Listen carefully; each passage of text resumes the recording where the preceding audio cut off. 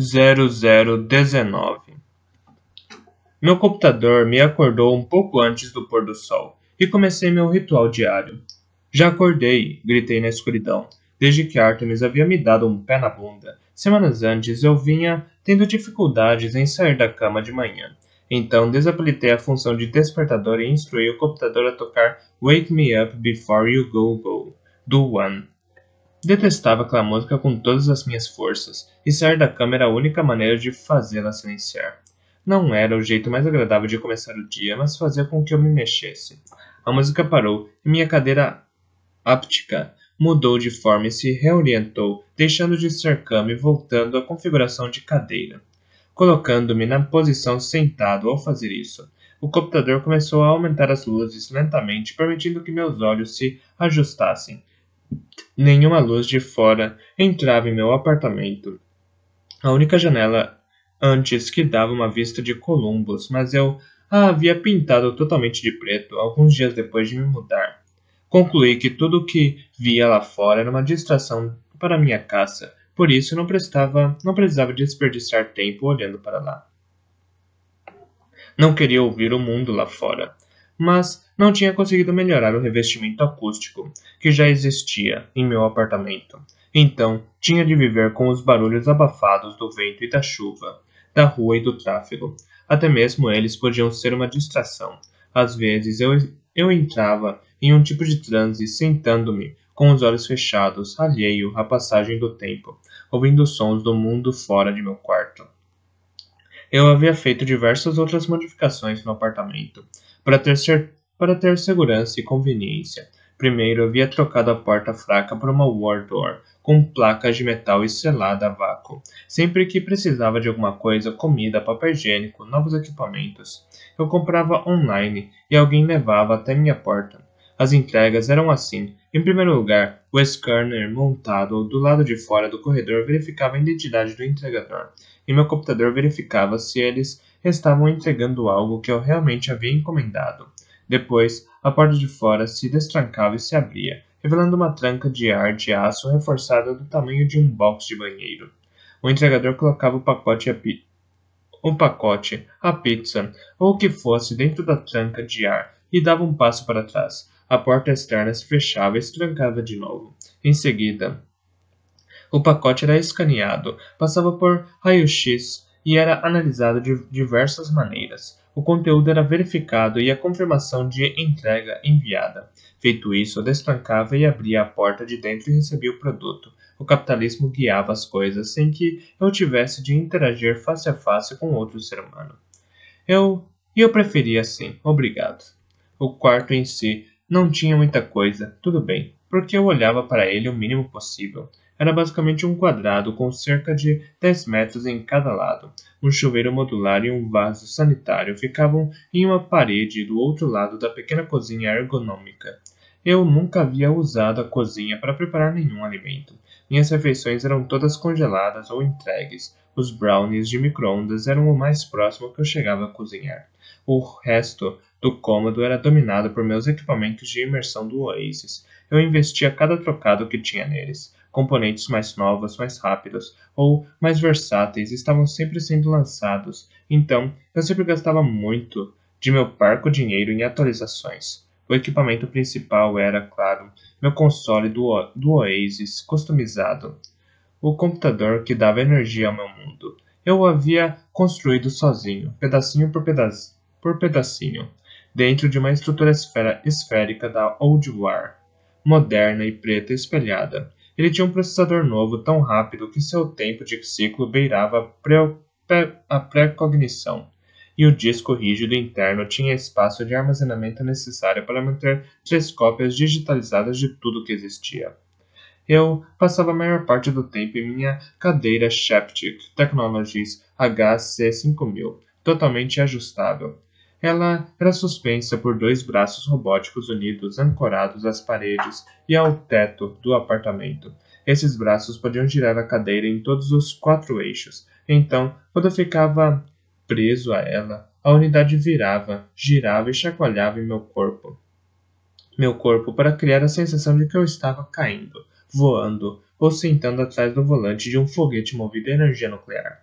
passando por Marra 2, por meio de um cânion, na quarta lua de Altair.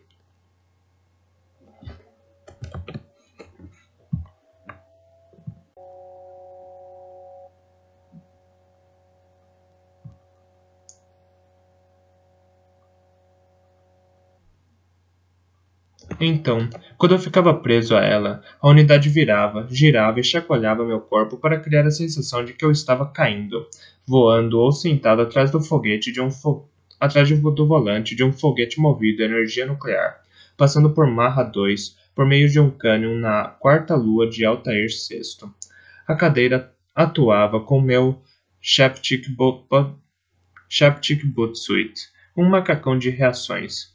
Ele cobria cada parte de meu corpo, do pescoço aos pés, e tinha aberturas discretas para que eu pudesse fazer minhas necessidades sem ter de me despir completamente. A parte de trás do macacão era coberta por um exoesqueleto complexo, uma rede de tendões e articulações artificiais que podiam prever e inibir meus movimentos. Dentro do macacão havia uma rede parecida com uma teia de atuadores em miniatura que entravam em contato com a minha pele a cada poucos centímetros. Eles podiam ser ativados em grupos pequenos ou grandes, com o propósito da simulação tátil, para fazer minha pele sentir as coisas que na verdade não existiam. Conseguiam simular de modo convincente a sensação de um cutucão no ombro, ou de um chute na canela, ou de um tiro no peito. Um software integrado de segurança impedia que meus equipamentos causassem qualquer dano físico.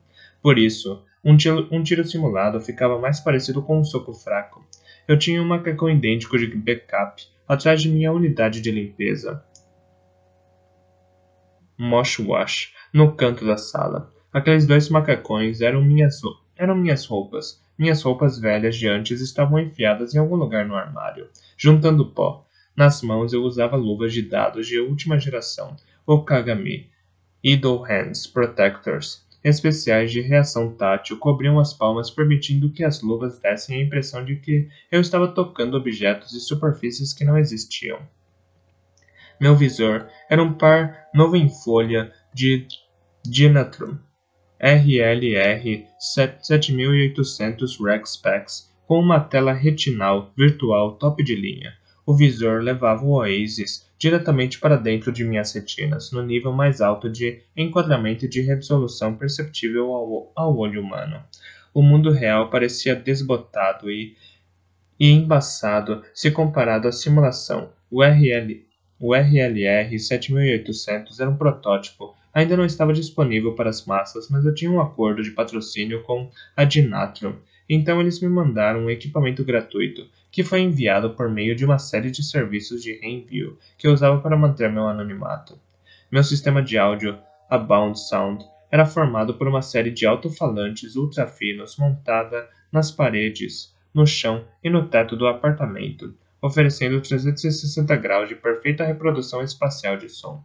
E o subwoofer era poderoso o suficiente para fazer meus dentes vibrarem. A torre de olfato Olfatrix no canto era capaz de gerar mais de 2.000 odores específicos. Um campo de rosas, a brisa salgada do mar, madeira em chamas. A torre conseguia recriar todos eles. Também podia ser usado como um ar-condicionado / purificador de potência industrial. O propósito principal que ele tinha para mim. Muitos caras brincalhões gostavam de codificar cheiros horrorosos em suas simulações, só para encher o saco das pessoas que possuíam essas torres de olfato. Então eu costumava deixar o gerador de odores desligado, a menos que estivesse em uma parte do Oasis, onde eu achava que seria importante conseguir sentir o cheiro do ambiente que me cercava. No chão, logo abaixo da cadeira suspensa, ficava minha esteira onidirecional, Okagami Runaround. O slogan da fabricante era: "Não importa aonde você vá, lá você estará." A esteira tinha cerca de 2 metros quadrados e 6 centímetros de espessura. Quando era ativada, eu conseguia correr a toda velocidade em qualquer direção e nunca chegava à beira da plataforma. Se mudasse de direção, a esteira conseguia perceber a sua superfície rolante. Mudava de direção para me acompanhar, sempre mantendo meu corpo perto do centro de sua plataforma. Aquele modelo também era equipado com pranchas de elevação e uma superfície amorfa para poder simular subidas e escadas. Também era possível comprar uma boneca anatomicamente perfeita para o caso de eu ter encontros mais íntimos dentro do Oasis. Havia bonecos, bonecas e modelos dos dois sexos, e vinham com diversas opções: pele realista de látex, endoesqueletos motodirecionados, musculatura simulada e todos os anexos e orifícios que se podia imaginar, que, guiado por solidão, curiosidade e hormônios adolescentes em erupção, eu havia comprado uma boneca média, a Sheptic Uber Betty, algumas semanas depois de Artemis ter parado de falar comigo. Depois de passar vários dias altamente improdutivos dentro de uma simulação de bordel chamada Domo do Prazer, eu me livrei da boneca, numa mistura de vergonha e autopreservação. Havia gastado milhares de créditos, perdido uma semana inteira de trabalho e estava prestes a abandonar a caça completamente, quando me dei conta de que o sexo virtual, ainda que parecesse muito realista, não passava de masturbação assistida por computador. No fim das contas, eu continuava virgem, sozinho, numa sala escura, montando num robô lubrificado. Então eu me livrei da boneca e voltei a descabelar o palhaço da velha maneira de sempre. Eu não sentia vergonha de me masturbar. Graças ao almanaque de Anorak, eu realmente achava se tratar de uma necessidade corporal, tão necessária e natural como dormir e comer.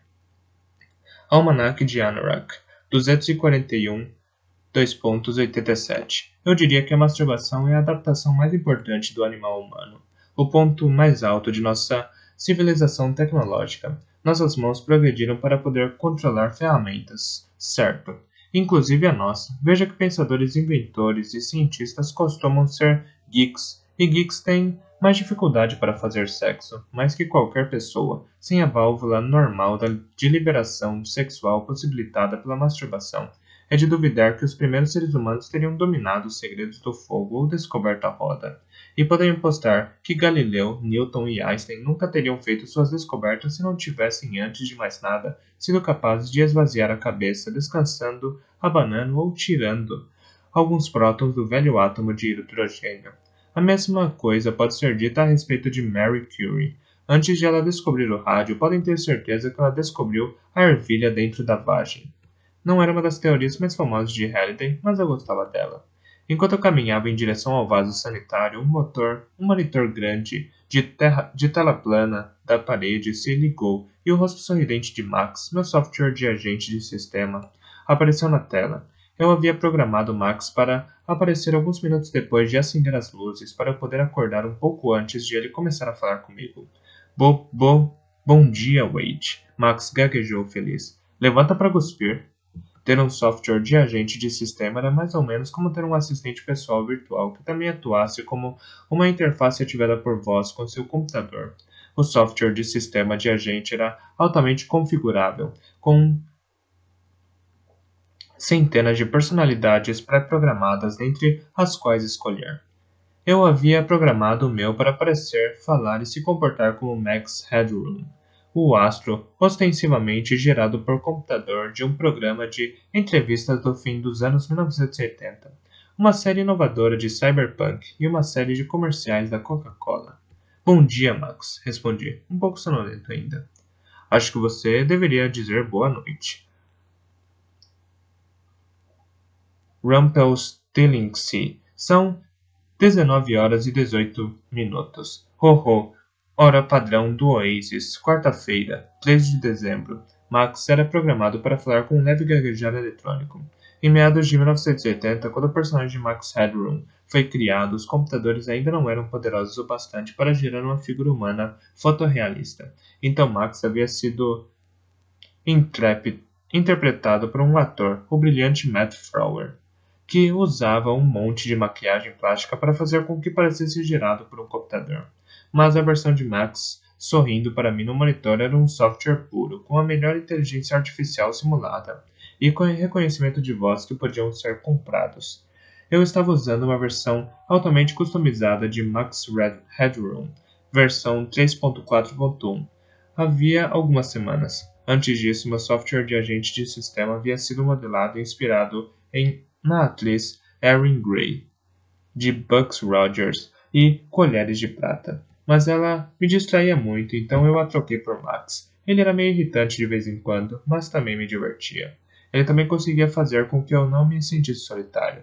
Ao entrar no banheiro e esvaziar minha bexiga, Max continuou a conversar comigo em um pequeno monitor colocado acima do espelho. Ai, parece que você está vazando, ele disse. Mude a piadinha, eu disse. Tem alguma coisa nova para me contar? O de sempre. Guerras, brigas, fome, nada de interessante. Mensagens novas? Ele revirou os olhos. Algumas, mas, respondendo a sua pergunta real, não. A Artemis ainda não ligou nem escreveu, Loverboy. Já avisei, não me chame assim, Max. Está pedindo para ser deletado. Sensível, sensível, fala sério, Wade. Quando você se tornou tão sensível? Vou apagar você, Max. Estou falando sério. Continue fazendo isso e troco você pela Wilma Derry. Ou tentarei a voz de Majel Barrett. Max fez um bico e se virou para o papel de parede digital atrás dele. Um padrão de linhas vetoriais multicoloridas. Max sempre fazia isso. Me encher o saco era parte de sua personalidade pré-programada. Eu meio que gostava, porque sempre me fazia lembrar de como era passar o tempo com Mitch. E eu sentia muita falta dele. Muita. Olhei para o espelho do banheiro, mas não gostei muito do que vi ali. Então fechei os olhos até terminar de urinar. Eu me perguntei de novo por que não tinha pintado o espelho de preto também, como tinha feito com a janela. O pior momento do dia para mim era o período logo depois de acordar, de uma hora e pouco, pois eu passava no mundo real. Era quando eu enfrentava a tediosa tarefa de limpar e exercitar meu corpo físico. Detestava essa parte do dia porque tudo aquilo contradizia minha outra vida. Minha vida real, dentro do Oasis, meu pequeno apartamento de um cômodo, meu equipamento de imersão e meu reflexo no espelho.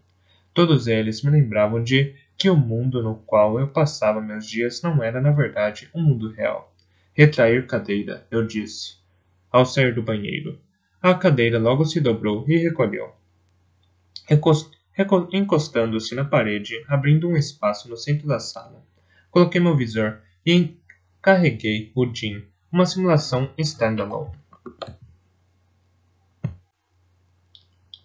Eu estava em pé em um centro moderno de ginástica no meio do cômodo com equipamentos para exercícios e musculação, e todos eles podiam ser perfeitamente simulados por meu macacão áptico.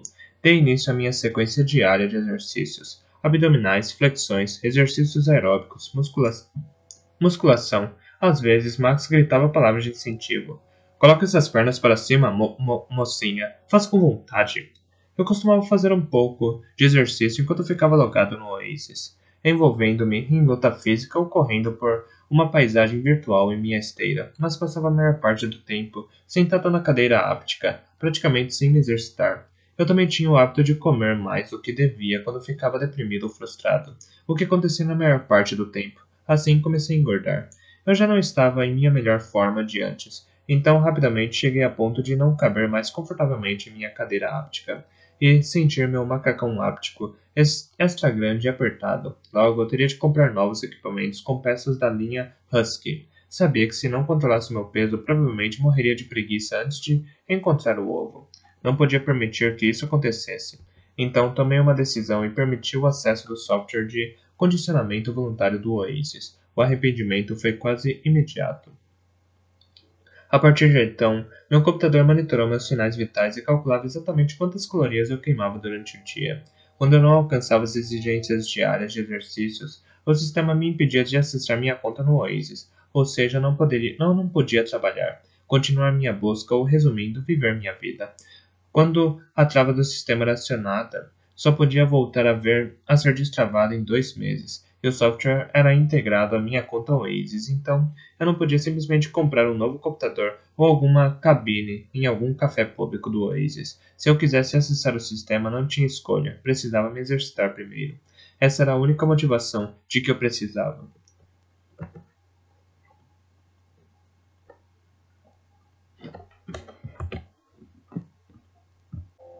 O software de trava também monitorava minha ingestão diária de alimentos. Todos os dias eu podia escolher refeições de um menu pré-estabelecido de alimentos saudáveis de poucas calorias. O software encomendava os alimentos para mim online e os entregava em minha casa. Como eu nunca saía do apartamento, era fácil para o programa manter registrado tudo o que eu ingeria. Quando eu encomendava comida sozinho, o software aumentava a quantidade de exercícios que eu tinha de fazer todos os dias, para compensar a ingestão calórica adicional. Era um software sádico, mas funcionou. Os quilos extras começaram a desaparecer, e alguns meses depois eu já estava com a saúde quase perfeita. Pela primeira vez em minha vida, eu tinha uma barriga malhada e músculos. Também ganhei o dobro de energia e adoecia com muito menos frequência. Quando os 2 meses se passaram e finalmente pude escolher entre desabilitar o programa ou mantê-lo, decidi deixar as coisas como estavam. Fazer exercícios havia se tornado parte da minha rotina. Quando eu terminava a musculação, subia na esteira. Começar a corrida da manhã, eu dizia a Max. Pista Bitfrost. A academia virtual desaparecia. Eu me via em pé em uma pista de corrida semi-transparente com curvas suspensas em uma névoa estrelada. Enormes planetas com anéis e luas multicoloridas ficavam suspensos no espaço ao meu redor. A pista de corrida se estendia diante de mim, subindo, descendo e às vezes espiralando em uma hélice. Uma barreira invisível me impedia de sair da pista e cair no abismo cheio de estrelas. A pista Bifrost era outra simulação standalone, uma das diversas centenas de pistas arquivadas no disco rígido do meu console. Quando começava a correr, Max colocava para fora diversas músicas dos anos 1980. Quando a primeira canção começava, eu rapidamente dizia seu título, artista, álbum e ano de lançamento de cor. A Million Miles Away, Blind Souls, Everywhere at Once, 1983, e começava a cantar junto, recitando as letras. Ter a letra de uma música dos anos 1980 memorizada pode salvar a vida de meu avatar um dia. Quando eu terminava de correr, tirava o visor e começava a retirar o macacão áptico. Aquilo tinha de ser feito rapidamente para evitar danos ao equipamento. Ao tirá-lo com cuidado, as partes de contato faziam barulho conforme eram retiradas de minha pele, deixando pequenas marcas ondulares em todo o corpo. Quando me despia completamente, eu o colocava dentro da unidade de limpeza e pegava outro macacão limpo. Max abria o chuveiro para mim. Deixava a água na temperatura certa de meu agrado. Quando eu entrava no box tomado por vapor, Max mudava a música, tocando as canções da playlist da hora do banho. Eu reconhecia os riffs iniciais de Change de John Waite, da trilha sonora do filme Em Busca da Vitória, Geffen Records, 1985. O chuveiro parecia um lava-rápido antigo. Eu ficava ali, em pé, enquanto ele fazia a maior parte do trabalho, direcionando jatos de água e sabão a todas as partes do corpo, enxugando-me em seguida. Eu também não tinha cabelos porque o chuveiro liberava uma solução não tóxica de remoção de fios que eu esfregava no rosto e no corpo. Assim, eu não precisava fazer a barba nem cortar o cabelo. Dois transtornos evitados. Além disso, a pele livre de pelos me ajudava a fazer com que meu macacão áptico servisse perfeitamente. Fiquei esquisito sem as sobrancelhas, mas me acostumei.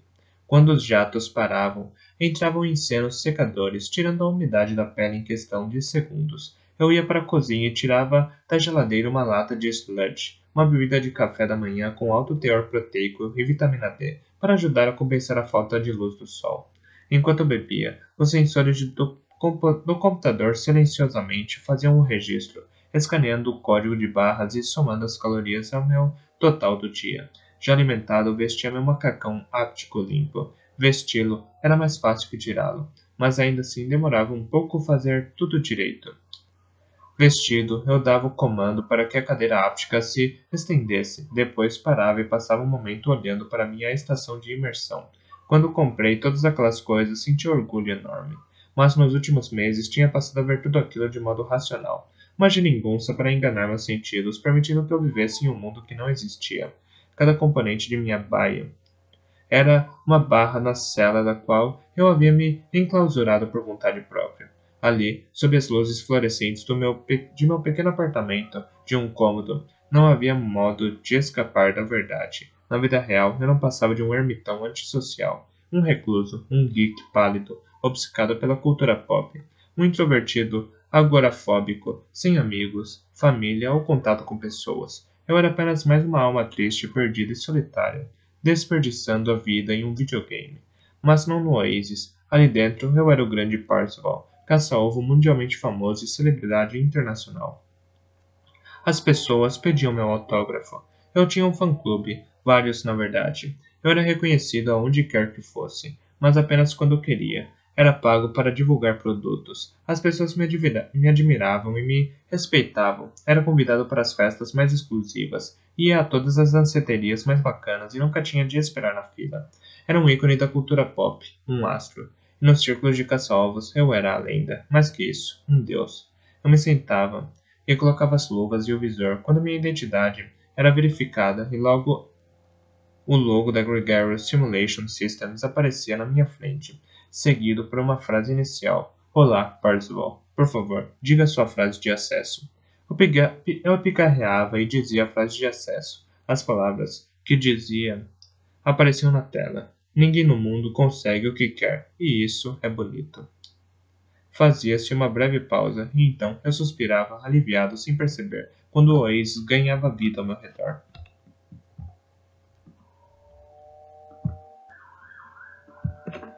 0020. Meu avatar aos poucos se materializou diante do painel de controle em meu centro de comando. O mesmo lugar onde eu estava sentado na noite anterior, envolvido em meu ritual noturno de olhar para o quarteto até adormecer e o sistema fazer o meu look-off. Eu vinha olhando para aquela mensagem havia quase 6 meses e ainda não tinha sido capaz de decifrar. Ninguém tinha conseguido. Todo mundo tinha teorias, claro, mas a chave de Jade ainda continuava perdida, e as posições no placar continuavam sem alterações. Meu centro de comando ficava embaixo de um domo na superfície rochosa de meu asteroide particular.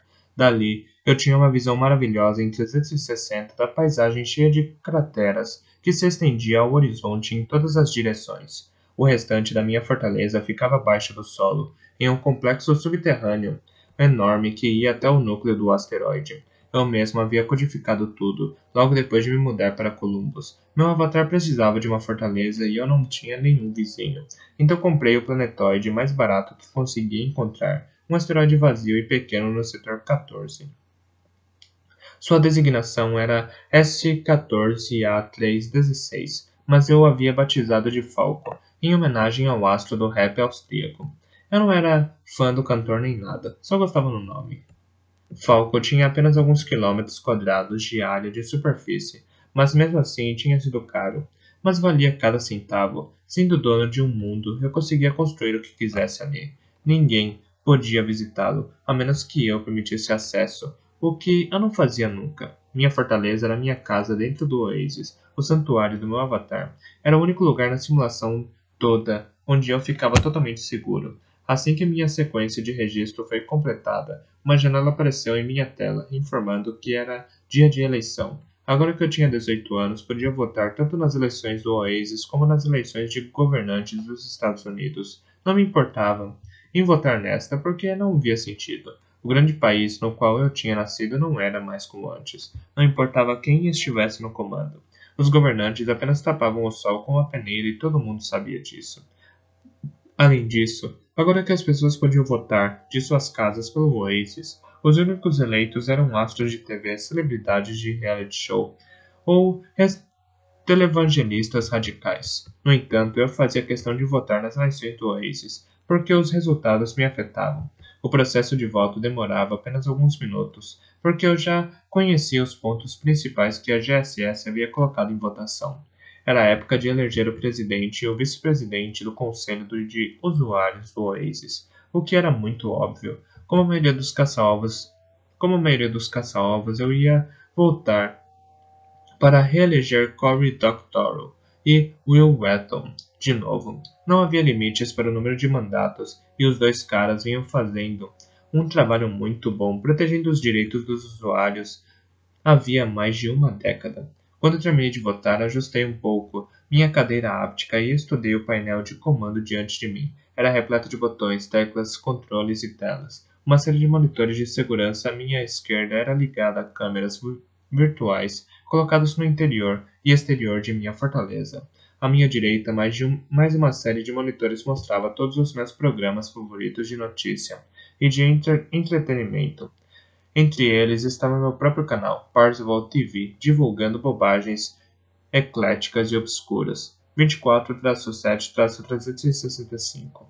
Mais cedo naquele ano, a GSS havia acrescentado uma nova característica à conta de todos os usuários, o Oasis. o canal POV Personal Oasis VidFeed. Ela permitia que as pessoas que pagassem uma mensalidade administrassem sua emissora de TV. Qualquer pessoa logada na simulação podia acessar e assistir seu canal POV de qualquer lugar do mundo. O usuário decidiu o que transmitir no canal e quem o assistiria. A maioria dos usuários decidia criar um canal voyeur, que era como ser o astro de seu reality show 24 horas por dia. Câmeras virtuais seguiam seu avatar pelo Oasis, enquanto você realizava as tarefas do dia a dia. Era possível limitar o acesso ao seu canal de modo que seus amigos pudessem assistir, ou também era possível cobrar dos telespectadores pela hora para assistirem seu POV. Muitas subcelebridades e obcecados por pornografia faziam isso e vendiam sua vida virtual por uma taxa por minuto. Algumas pessoas usavam seu POV para transmitir vídeos ao vivo delas no mundo real, do cachorro ou dos filhos. Outras não programavam nada além de desenhos antigos. As possibilidades eram inúmeras, e a variedade de coisas disponíveis parecia se tornar mais maluca a cada dia. Vídeos ininterruptos para podólatras transmitidos na Europa Ocidental. Pornografia amadora mostrando mães pervertidas em Minnesota. O que você pensasse existia. Todo tipo de esquisitice que a psique humana conseguia imaginar estava sendo filmado e divulgado online. O grande deserto da programação televisiva havia finalmente alcançado seu ápice, e um desconhecido deixava de ter apenas 15 minutos de fama. Agora todo mundo podia aparecer na TV, todos os segundos do dia, independentemente de alguém estar assistindo ou não. A Parzival TV não era um canal voyeur. Na verdade, eu nunca mostrava o rosto do meu avatar no VidFeed. Eu programava uma seleção de programas de TV, comerciais antigos, desenhos, clipes e filmes dos anos 1980.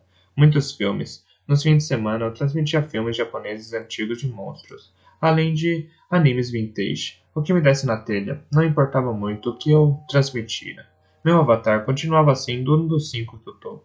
Então, meu VidFeed atraía milhões de visitantes.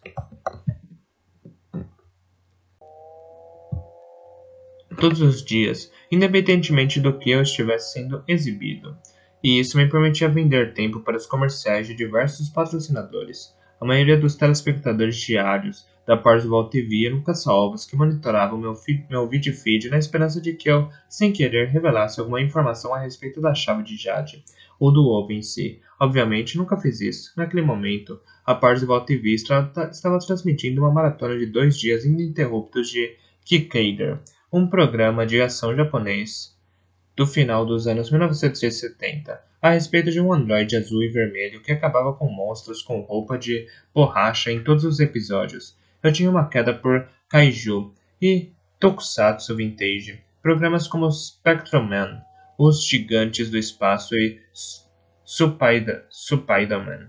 Abri minha grade de programação e fiz algumas mudanças nos programas da noite. Tirei os episódios de Riptide e Curto-Circuito que estavam programados e incluí alguns programas consecutivos como com Gamera, minha tatuagem gigante voadora preferida. Achava que eles pudessem agradar o público.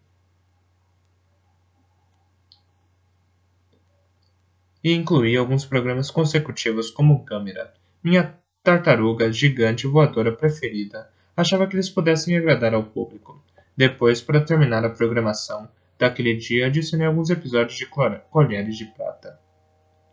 Artemis também tinha um canal de VidFeed, o Artemis Vision, e eu sempre deixava um de seus monitores ligados no canal. Naquele momento ele estava passando o que geralmente mostrava nas noites de segunda-feira, um episódio de Square Pegs. Em seguida, transmitiria A Mulher Electra e A Garota Dynamo, seguida de episódios consecutivos de A Poderosa Iris e A Mulher Maravilha. Sua linha de programação não mudava havia muito tempo, mas não importava, ela continuava tendo uma audiência enorme. Recentemente, havia lançado uma linha de roupas muito bem sucedidas para avatares de mulheres, com o selo Artemis. Estava se dando muito bem sozinha.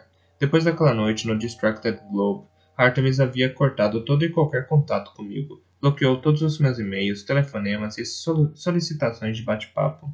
Também parou de publicar postagens em seu blog. Tentei tudo o que podia para contatar Artemis. Enviei flores ao seu avatar. Fui diversas vezes até a fortaleza de seu avatar, um local protegido em Benatar, a pequena lua que ela possui. Enviei fitas e recados pelo ar como bombas cheias de amor. Certa vez, num ato extremo de desespero, fiquei diante dos portões do palácio dela por 2 horas inteiras, com um rádio boombox no ombro, tocando In Your Eyes de Peter Gabriel no volume máximo. Ela não saiu, nem sei se estava em casa. Eu estava vivendo em Columbus havia 5 meses, e já havia 8 longas e tortuosas semanas desde que conversamos pela última vez, mas eu não havia passado todo aquele tempo chorando e sentindo pena de mim mesmo. Bem, pelo menos não o tempo todo. Tentei aproveitar minha nova vida como um caça-ovo de fama mundial. Apesar de ter chegado ao máximo do poder de meu avatar, continuei a completar o máximo de missões que conseguia para aumentar minha já enorme coleção de armas, itens mágicos e veículos que eu mantinha em uma sala dentro de minha fortaleza. Essas missões me mantinham ocupado e serviam como uma boa distração para a solidão e o isolamento crescente que eu sentia. Eu havia tentado entrar em contato com Wade de novo depois de Artemis ter me dispensado, mas as coisas já não eram mais as mesmas. Nós havíamos mudado e eu sabia que era culpa minha. Nossas conversas passaram a ser forçadas e reservadas, como se nós dois estivéssemos com medo de revelar alguma informação valiosa que o outro pudesse usar. Eu sabia que ele não confiava mais em mim, e durante o tempo em que passei obcecado por Artemis, Wade parecia ter se tornado obcecado em ser o primeiro caça-alvo em encontrar a chave de Jade. Mas já fazia quase meio ano desde que havíamos passado pelo primeiro portão, e a localização da chave de Jade ainda era um mistério. Havia mais de um mês que eu não conversava com Wade. Minha última conversa com ele tinha se transformado em uma troca de gritos que terminou comigo lembrando que ele nunca teria encontrado a chave de cobre se eu não tivesse levado diretamente a ela. Ele ficou olhando para mim em silêncio por um instante e então saiu da sala de bate-papo. A teimosia e o orgulho me impediram de telefonar para ele logo em seguida para pedir desculpas, e agora parecia que muito tempo havia se passado. Sim, eu estava mal. Em menos de 6 meses eu havia conseguido afundar meus 2 relacionamentos mais íntimos. Acessei o canal de H que ele chamava de H-Feed. Naquele momento, ele estava transmitindo uma luta no final dos anos 1980 de Hulk Hogan e Andre, o gigante. Não me interessei em ver o canal de Daito e Shoto, o Dai Show, porque sabia que eles estariam transmitindo algum filme velho de samurai. Eles só mostravam aquele tipo de programa. Alguns meses depois de nosso primeiro encontro no porão de H, eu havia conseguido estabelecer uma amizade com Daito e Shoto, quando nós três nos reunimos para completar uma missão estendida do Setor 22. Foi ideia minha. Eu me sentia mal em relação a como nosso primeiro encontro havia terminado, e esperava por uma oportunidade para erguer a bandeira branca para os 2 samurais. Isso aconteceu quando eu descobri uma missão escondida de alto nível chamada Shodai Urutoraman, no planeta Tokusatsu. A data da criação do colofão mostrava que a missão havia sido lançada vários anos após a morte de Halliday, o que significava que não podia ter nenhuma relação com o concurso. Era também uma missão em língua japonesa criada pela divisão Hokkaido da GSS. Eu poderia ter tentado completá-la sozinho usando o software de tradução simultânea Mandarax, instalado em todas as contas do Oasis, mas teria sido arriscado. Mandarax era conhecido por distorcer ou traduzir de maneira errada as instruções e as pistas, o que facilmente levaria a erros fatais. Daito e Shoto viviam no Japão. Eles haviam se tornado heróis nacionais lá, e eu sabia que os dois falavam japonês e inglês fluentemente, então entrei em contato para saber se eles tinham interesse em fornecer uma equipe comigo.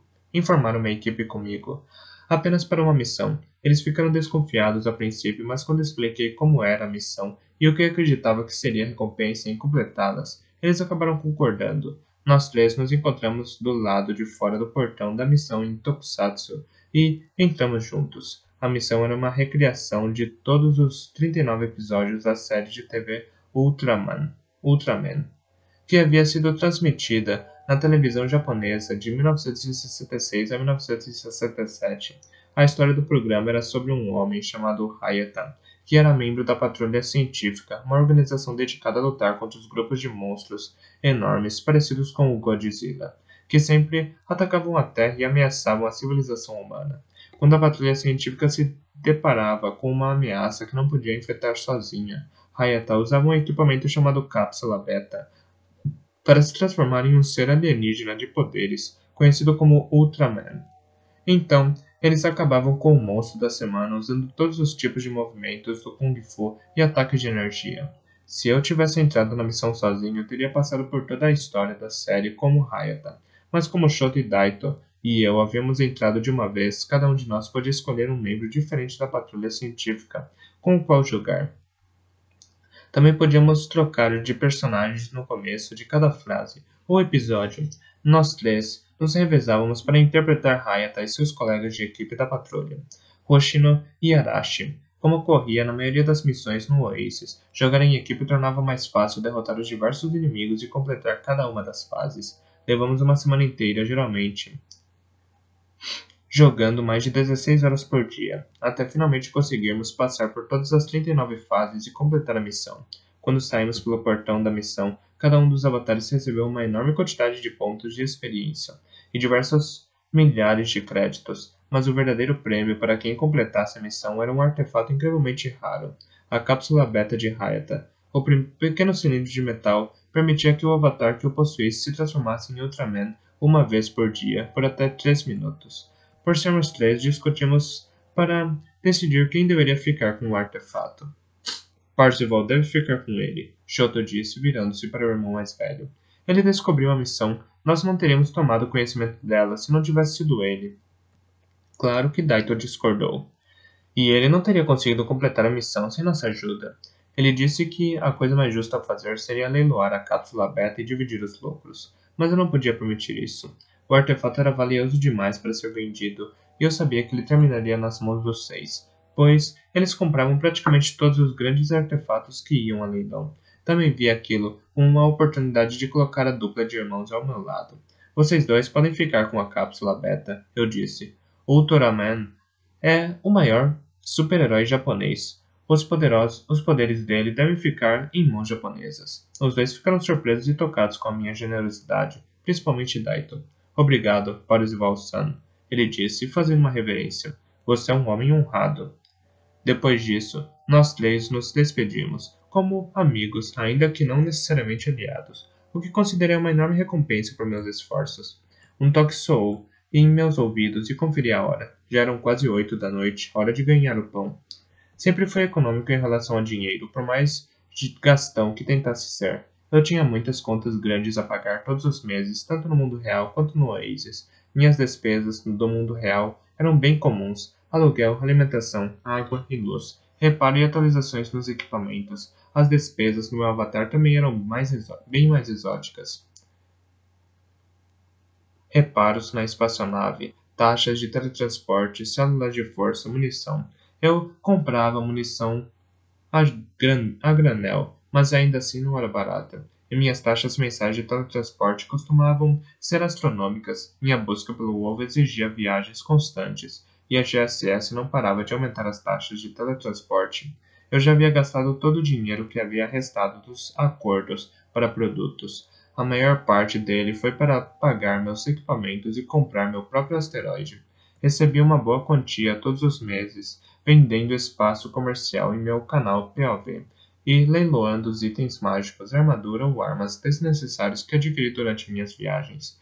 Mas minha renda principal vinha do meu trabalho em período integral no Oasis, realizando suporte técnico.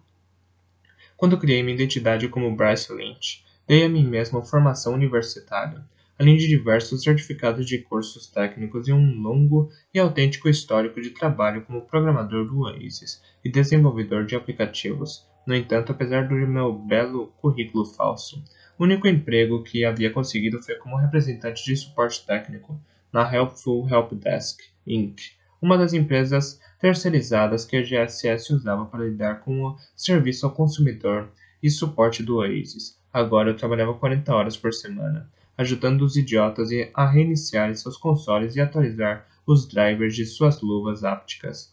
Era um trabalho horrível, mas pagava o aluguel.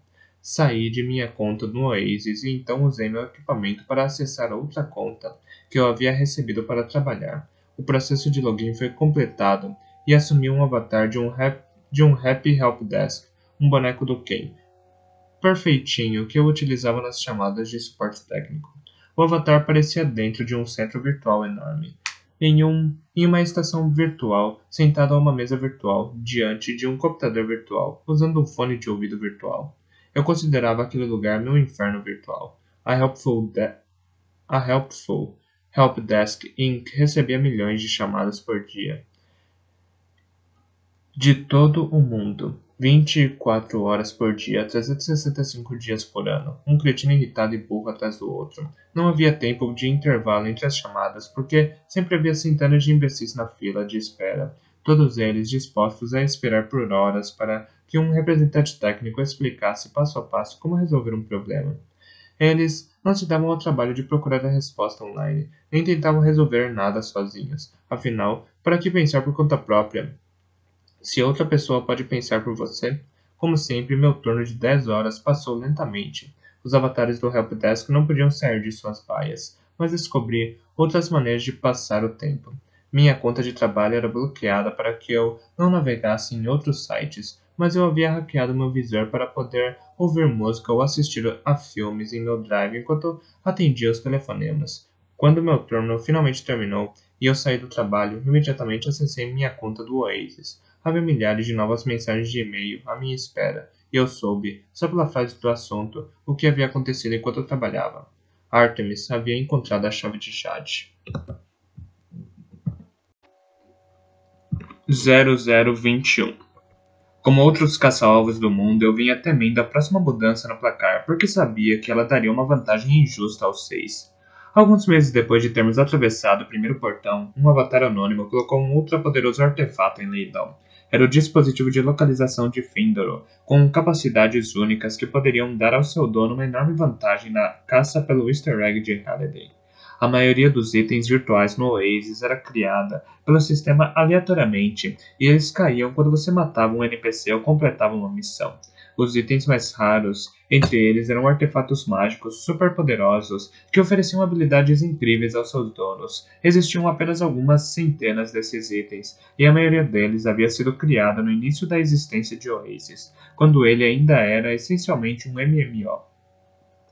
Cada artefato era único, ou seja, só existia uma cópia na simulação toda. Geralmente, a melhor maneira de obter um artefato era derrotando algum vilão importante ao final de uma missão de alto nível. Com sorte, o maldoso deixaria cair um artefato ao ser morto. Também era possível obter um artefato matando um avatar que tivesse um em seu inventário ou comprando um em um leilão online. Os artefatos eram tão raros que a surpresa era sempre grande quando aparecia algum para ser leiloado. Alguns eram vendidos a centenas de milhares de créditos, dependendo dos poderes que tivessem. O recorde havia sido estabelecido 3 anos antes, quando um artefato chamado O Cataclista foi leiloado. De acordo com suas descrições, ele era um tipo de bomba mágica e podia ser usado apenas uma vez. Ao ser detonado, matava todos os avatares e NPCs do setor, incluindo seu dono. Não havia como se defender dele. Se por acaso você estivesse no mesmo setor quando ele explodisse, independentemente de seu poder ou de seu nível de proteção, você morreria, sem a menor chance de se salvar. O Cataclista foi vendido a um arrematante anônimo por pouco mais de 1 milhão de créditos. O artefato ainda não tinha sido detonado, por isso seu novo dono ainda o guardava em algum lugar, esperando pelo momento certo para usar. O assunto já tinha se tornado uma piada. Quando um caça-alvo se via cercado por avatares de quem não gostava, afirmava ter o Cataclista em seu inventário, ameaçando detonar o artefato, mas a maioria das pessoas suspeitava de que o item havia caído nas mãos dos 6, juntamente com incontáveis outros. O dispositivo de localização de Findoro acabou sendo vendido por um preço mais alto que o Cataclista. De acordo com a descrição do leilão, o dispositivo era um círculo chato de pedra preta polida e tinha um poder muito simples. Uma vez por dia, seu dono podia escrever o nome de qualquer avatar em sua superfície, e ele mostrava a localização do avatar naquele exato momento. No entanto, o poder tinha limitações de abrangência. Se você estivesse em um setor diferente do Oasis que aquele no qual estava o avatar que quisesse encontrar, o dispositivo mostraria apenas em qual setor seu alvo estava. Se você já estivesse No mesmo setor, ele mostraria em qual planeta seu alvo estava, ou no planeta mais próximo se ele estivesse no espaço. Se você já estivesse no mesmo planeta de seu alvo ao utilizar o dispositivo, você veria as coordenadas exatas em um mapa. Como o vendedor do artefato fez questão de deixar claro em sua descrição, se você usasse o poder do dispositivo em conjunto dentro do placar, sem dúvida ele se tornaria o artefato mais poderoso em todo o Oasis. Só seria preciso observar as posições mais altas no placar e esperar até que a pontuação de alguém aumentasse. Assim que acontecesse, você poderia escrever o nome do avatar do dispositivo e veria onde a pessoa estava naquele exato momento, descobrindo assim a localização da chave recém-encontrada ou o portão pelo qual o avatar teria acabado de sair. Em razão das limitações de abrangência do artefato, talvez fossem necessárias 2 ou 3 tentativas para determinar a localização exata de uma chave ou portão, mas mesmo assim, ainda era informação pela qual muita gente faria qualquer coisa para obter.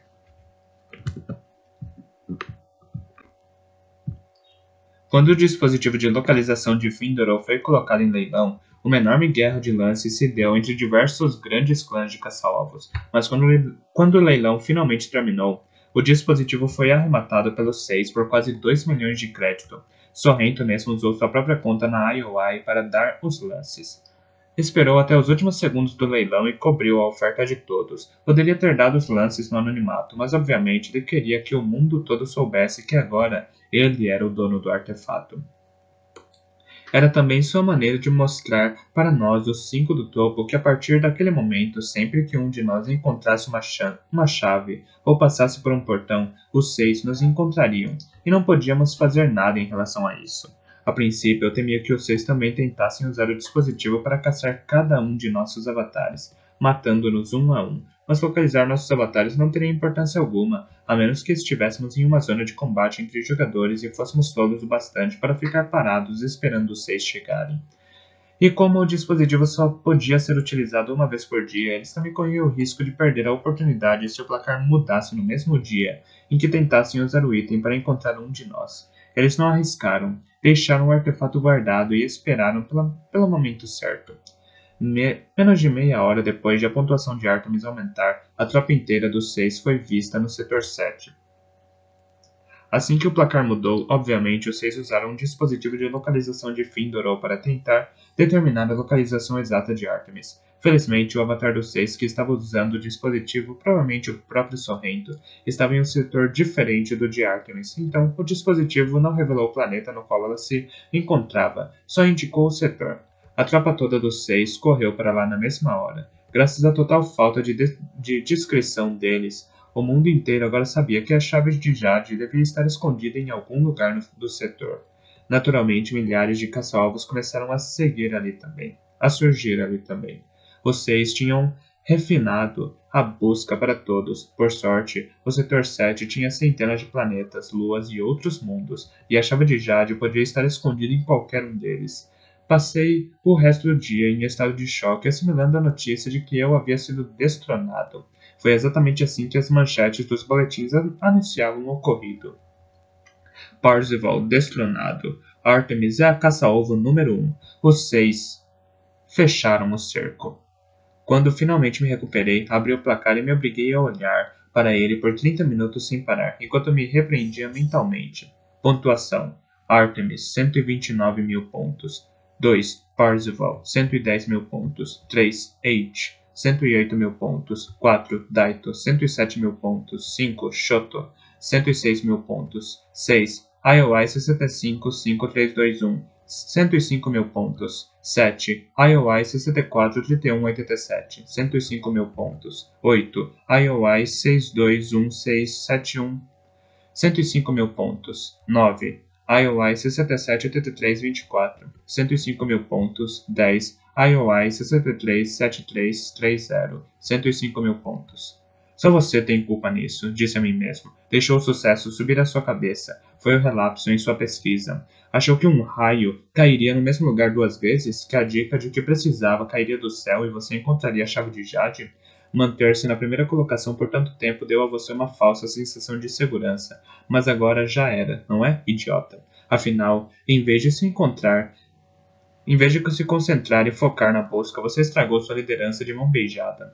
Você entregou sua liderança de mão beijada. Passou quase meio ano enrolando e correndo atrás de uma menina que você nunca viu pessoalmente. A menina que deu um pé na sua bunda. A mesma menina que vai acabar abandonando. A mesma menina que vai acabar derrotando você. Agora, volte a se concentrar no jogo, babaca. Encontre a chave. De repente, senti uma vontade gigantesca de vencer o jogo.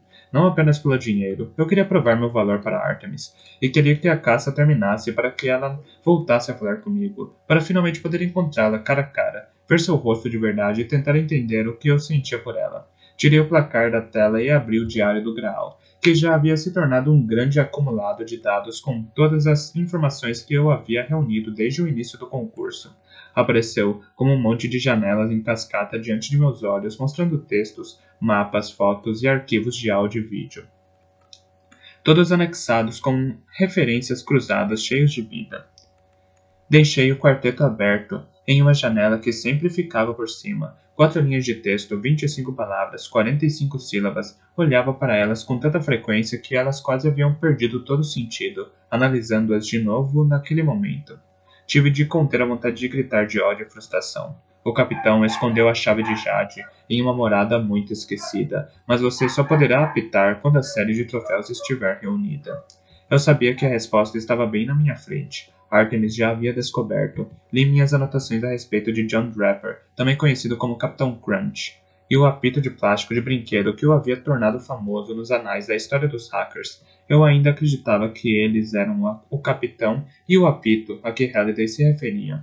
Mas o restante do significado do quarteto permanecia um mistério, mas agora eu possuía uma nova informação. A chave estava em algum lugar do setor 7. Então abri meu Atlas do Oasis e comecei a procurar os planetas com nomes que eu acreditava estarem relacionados ao quarteto. Encontrei alguns mundos com nomes de hackers famosos como Woz e Mitnick, mas nenhum chamado John Draper. O setor 7 também tinha centenas de mundos com nomes de antigos grupos de notícias da Ansenet. E um deles, o planeta Outspreaking, havia uma estátua de Draper posando com um antigo telefone de disco em uma das mãos e um apito do Capitão Crunch na outra. Mas a estátua havia sido erigida 3 anos depois da morte de Halliday, então eu sabia se tratar de um beco sem saída. Li o quarteto novamente, e dessa vez as duas últimas frases me disseram algo. Mas você só poderá apitar quando a série de troféus estiver reunida.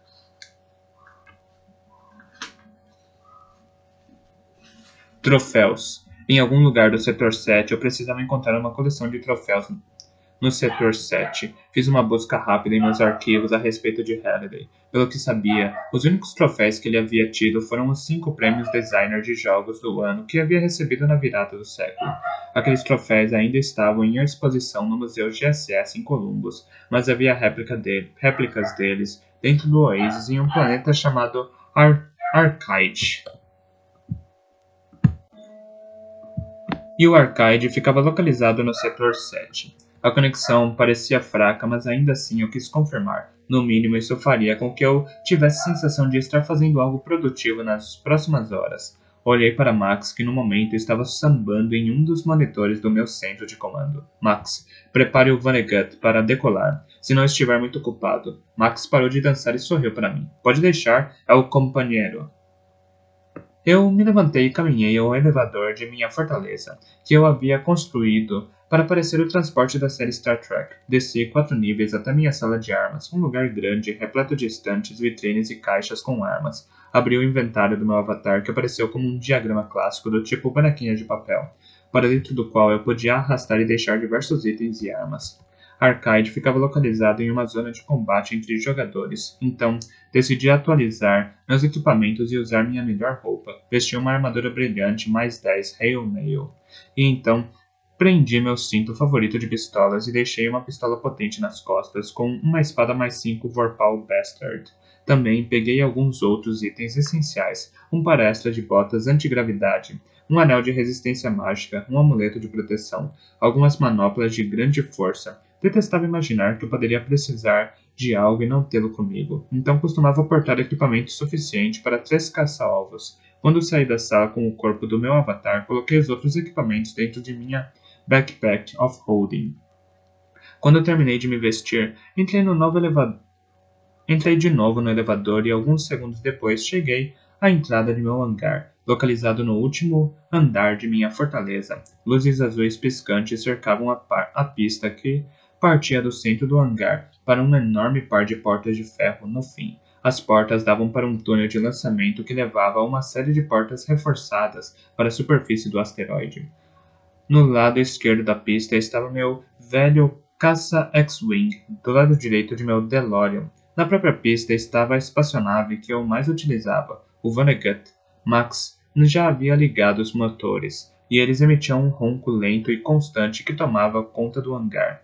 O Vonnegut era uma aeronave modificada de transporte classe Firefly, inspirada no Serenity, da série clássica de TV Firefly. A nave tinha o nome de Kaylee quando eu a adquiri, mas eu havia rebatizado em homenagem a um de meus escritores favoritos do século XX. O novo nome foi pintado na lateral da fuselagem cinza. Eu havia tomado o Vonnegut de um grupo de membros do clã Oviraptor, que tolamente tentaram roubar meu X-Wing enquanto eu passava por um grande grupo de mundos no setor 7, conhecido como Wedonverse. Os Oviraptors eram idiotas metidos que não faziam ideia com quem estavam mexendo.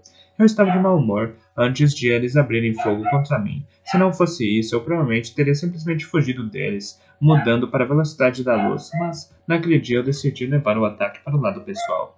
As naves eram como a maioria dos outros itens no Oasis. Cada uma delas tinha atributos, armas e velocidades específicos. Meu X-Wing era muito mais móvel que a grande nave de transporte dos Oviraptors, então não tive problemas em escapar da barreira que eles formaram, com seus equipamentos ultrapassados, e os bombardeei com torpedos de próton e raios laser. Depois de incapacitar os motores deles, entrei na nave e matei todos os avatares que encontrei. O capitão tentou se desculpar quando viu quem eu era, mas eu não estava a fim de perdoar. Depois de despachar o grupo, estacionei meu X-Wing no espaço de carga e fui para casa com minha nova nave.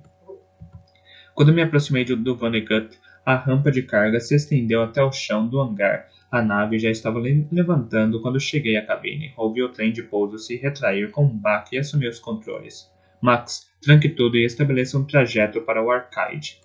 Ok, capitão. Max gaguejou em um dos monitores da cabine. Os portões do hangar se abriram e o Vonnegut partiu pelo túnel de lançamento, ganhando o céu estrelado. Quando a nave saiu da superfície, as portas reforçadas do túnel se fecharam. Vi diversas naves paradas na órbita acima de Falco. Os suspeitos de sempre, fãs enlouquecidos, candidatos a discípulos e aspirantes a caçadores de tesouro. Alguns deles, que estavam se virando para me seguir, eram indivíduos sem vida própria que passavam a maior parte do tempo tentando acompanhar caça-alvos de destaque e registrar seus movimentos para poderem vender as informações. Eu sempre conseguia escapar desses idiotas adotando a velocidade da luz. Bom para eles. Quando eu não conseguia me desvencilhar de alguém que tentava me seguir, geralmente não tinha outra escolha senão matá-lo. Quando o Vonnegut passou a velocidade da luz, todos os planetas em minha área de visão se tornaram um longo feixe de luz. Velocidade da luz acionada, capitão, Max disse. O tempo de viagem estimado até a Arcade é de 53 minutos. 15 se quiser usar o portão estelar mais próximo. Os portões estelares ficavam estrategicamente localizados em todos os setores. Eram apenas teletransportadores do tamanho de naves gigantescas, mas como eram acionados pela massa da aeronave e distância a ser percorrida, eram usados apenas por empresas ou por avatares extremamente abastados com créditos para desperdiçar. Eu não era nenhuma coisa nem outra, mas naquelas circunstâncias estava disposto a esbanjar um pouquinho. Vamos pelo portão estelar, Max. Estamos com pressa.